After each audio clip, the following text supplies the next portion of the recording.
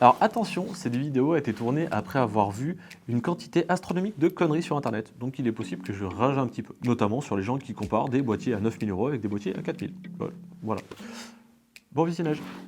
Et salut à tous, aujourd'hui on va parler de mon nouveau boîtier. Alors je sais qu'il y a eu polémique sur polémique, il y a tout le monde qui disait tout et n'importe quoi, et surtout n'importe quoi dessus. Aujourd'hui je vais vous parler de mon R5, je vais vous parler de l'utilité que j'en ai, de ce que j'ai ressenti avec en retour d'expérience, des côtés positifs, des côtés négatifs, et on voit ça ensemble tout de suite, c'est parti.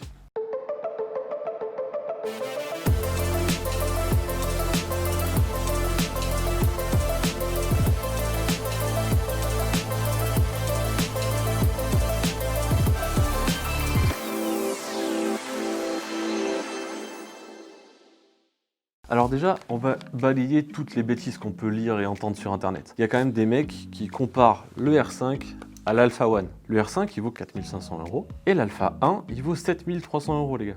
Alors il y a quand même un écart de plus ou moins 3000 €, c'est presque le double au fait, à quelque chose près. Donc déjà, comparer ce qui est comparable. On va comparer le R5 à l'A7S III. À mon sens, c'est pareil, il n'y a pas vraiment de comparaison, ça dépendra de l'utilité que vous en avez. Le R5, c'est quand même un boîtier qui a 45 mégapixels, qui peut sortir des photos de l'espace, vraiment des photos de l'espace, qui filme en 8K, qui filme en 4K 100 images par seconde, qui filme en 4K 50, et récemment, qui a du Full HD en 100 images par seconde. Donc ça reste une super caméra, vraiment très bonne. On a tourné des images ultra sympas avec, comme celle-là, ou celle-là. J'ai très souvent travaillé avec l'A7S III et avec la FX3. Il n'y a pas de match pour moi. C'est des caméras, point. Ça fait pas de photos. Si vous êtes comme moi, vous faites et de la photo et de la vidéo, il n'y a pas match non plus. Ça sera le R5. Ça dépend vraiment de l'utilité que vous en avez. Les deux sont d'excellents boîtiers. Ils ont d'excellentes gammes de cailloux. La gamme RF de chez Canon est juste légendaire. La gamme GM de chez Sony, pareil. Il n'y a pas vraiment de comparaison à avoir, tout dépendra de votre utilité. Arrêtez de vous charcler et de comparer ce qui n'est pas comparable. Maintenant, on va vraiment parler du boîtier en lui-même. Alors comme je disais, 45 mégapixels pour faire de la photo, c'est très largement suffisant. C'est même trop. On peut dire que c'est trop. On n'utilisera jamais ça, ou alors c'est pour des tirages immenses, mais en tout cas, ça vous offre une profondeur dans les retouches qui est incroyable. Il y a de la netteté partout, on peut zoomer beaucoup pour gommer des tout petits détails. C'est vraiment une grosse tuerie. Il a une stabilisation qui est énorme. La stabilisation intégrée, elle est vraiment très bonne.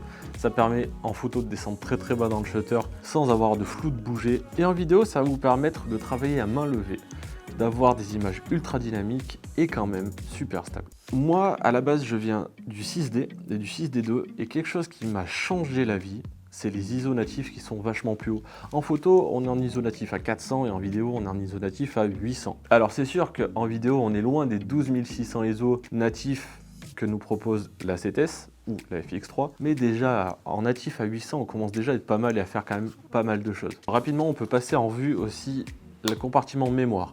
Alors quelque chose qui m'a beaucoup plu chez Sony, beaucoup moins chez Canon, c'est ça, c'est le compartiment mémoire. Ils ont 2 slots chacun. Chez Sony, il y a 2 slots de double slots où on peut mettre de la compact flash et de la SD. Ça, c'est vraiment bien. Chez Canon, ils n'ont pas fait ça. Ils ont fait un slot pour de la compact flash et un slot pour la SD. Alors, par contre, le boîtier vaut relativement cher, mais encore, pour une caméra de cette qualité-là, c'est à peu près abordable, 4500 € environ. Par contre, c'est comme pour tout. Si vous achetez une Ferrari, les gars, vous payez l'essence et l'assurance. Bah là, c'est la même chose. Vous achetez un R5, les compact flash, prenez en compte qu'il va falloir les acheter et ça vaut 500 balles pièce. Ça vaut une fortune, mais vraiment, investissez. Sinon, il n'y a aucun intérêt d'avoir un R5. Vous allez brider les capacités, vous ne pourrez pas faire du 4K slow-mo. Aucun intérêt d'acheter ça. Autant acheter un 5D Mark III, 5D Mark IV.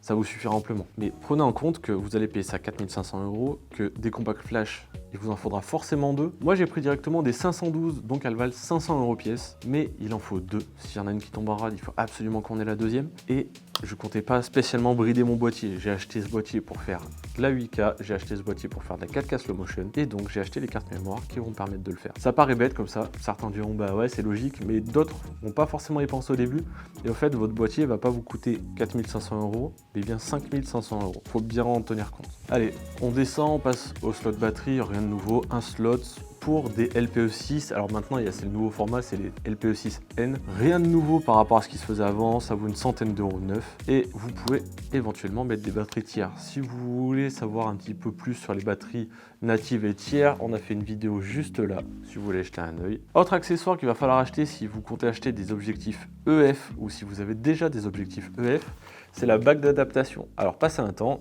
ils offraient la bague d'adaptation avec le boîtier, mais c'était tellement une galère parce qu'il y avait des ruptures de stock que vous pouvez acheter votre boîtier et avoir votre bague d'adaptation 2 mois et demi après. Ouais, c'est ce qu'ils m'ont annoncé. Ils m'ont annoncé 2 mois et demi plus tard que j'aurais pu avoir ma bague. Du coup, je suis allé en acheter une, vraiment. Avoir un R5 tout neuf pour qu'il dorme sur ma table en attendant d'avoir ma bague, c'était juste pas possible. Là, franchement, Canon, ils ont déconné un peu. Les gars, mettez-le dans les boîtes et au pire, vous dites sur les, j'en sais rien, 100 000 premières ventes, vous avez une bague d'offerte et c'est réglé. Qui va acheter un boîtier et ne pourra pas l'utiliser parce qu'il faut attendre que Canon nous envoie 2 mois après la bague d'adaptation? J'ai trouvé ça vraiment ridicule.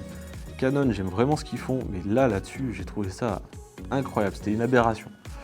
Ensuite, la bague, elle marche de fou avec tous les objectifs EF. J'en ai une grosse quantité, que ça soit du Canon, que ça soit du Tamron, que ça soit du Sigma. J'ai eu zéro problème, zéro perte de focus. Franchement, ça marche du tonnerre. Si vous voulez quelques exemples d'objectifs qu'on a, il y a la playlist Objectif 3 minutes où on vous explique rapidement. On essaye de tenir 3 minutes, de ne pas faire plus, mais de vous expliquer rapidement ce qu'on pense de tel ou tel objectif. Si vous voulez jeter un œil, c'est juste là. Alors maintenant, on va parler du problème le plus connu du boîtier et ce qui a fait plus de bruit, c'est l'overheat. Alors, a priori, oui, il chauffe. Moi, j'ai eu une fois un message d'alerte, attention, ça chauffe. Mais le temps que je mette en place mon plan, que je dise aux acteurs, faites ça et ça, quand j'ai rallumé le boîtier, donc 3 minutes après, hein, le message d'erreur il s'est enlevé et je ne l'ai plus jamais revu. J'ai filmé toute la journée en 4K 100 images par seconde. Alors, en 4K 100 images par seconde, mais pas en règle constant. Je sais pas qui filme tous ces rushs en 4K 100 images par seconde, mais ça sert pas à grand chose. Si c'est fait pour de la slow motion, vous filmez en slow motion, et si c'est pas en slow motion, vous filmez en 25. Comme ça, il n'y a pas de problème d'overheat. Je vois pas l'intérêt. Il y a des gens qui disent ouais, mais vous avez vu, on peut pas tenir plus de 24 minutes d'affilée. Les gars, vous filmez vraiment 24 minutes d'affilée en slow motion, sans arrêter, sans coupure. Bah du coup, achetez pas un R5, je sais pas, achetez une Phantom. C'est fait pour. Alors ouais, ça fait un peu rageux depuis tout à l'heure, je crie un peu. Les gars, prenez le boîtier pour ce que c'est. C'est un appareil photo, c'est aussi une caméra, une très bonne caméra, mais utilisez-le convenablement, parce qu'il est tropicalisé, mais je vais pas faire de la plongée avec. Donc prenez-le pour ce que c'est un super boîtier. Vraiment, vous en serez pas déçus. Si vous faites de la photo et de la vidéo, vous en serez pas déçus. Et comme je le disais tout à l'heure, si vous faites que de la vidéo, prenez un A7S3, prenez une FX3. Vous en serez pas déçus non plus. Vraiment, c'est des super caméras. Mais choisissez votre matériel en fonction de votre besoin. Et si votre plus grand souci chez Canon, c'est l'overheat, si vous l'utilisez convenablement, honnêtement, vous aurez aucun souci. Il n'y a pas grand chose qui m'a déplu dans ce boîtier. Pour moi, c'est vraiment un super boîtier, il n'y a pas de souci. Il y a quelques bricoles. Par exemple, ayant beaucoup travaillé avec la A7S3 et la FX3, le slot de carte, c'est vrai qu'ils auraient pu faire la même chose.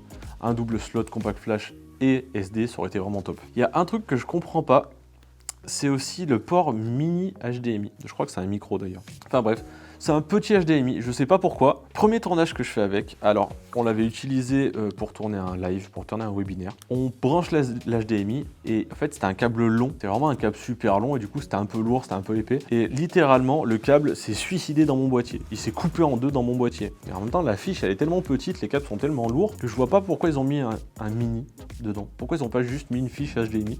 Ça aurait été top, c'est plus costaud. C'est quand même des boîtiers qui coûtent un peu cher pour l'usage professionnel. Ils auraient pu se fendre au moins d'un HDMI. Donc ça, le slot de carte. Après, venant du 6D, du 6D2, la prise casque, c'est agréable. Alors il y en a d'autres qui viennent pas du tout de ce genre de boîtier avant, qui ont pas eu ce problème de se dire putain comment on fait pour monitorer. Juste le fait qu'il y ait une prise casque, franchement c'est cool. Et pour le reste, eh ben, j'ai pas spécialement de critiques à faire, l'ergonomie est bonne.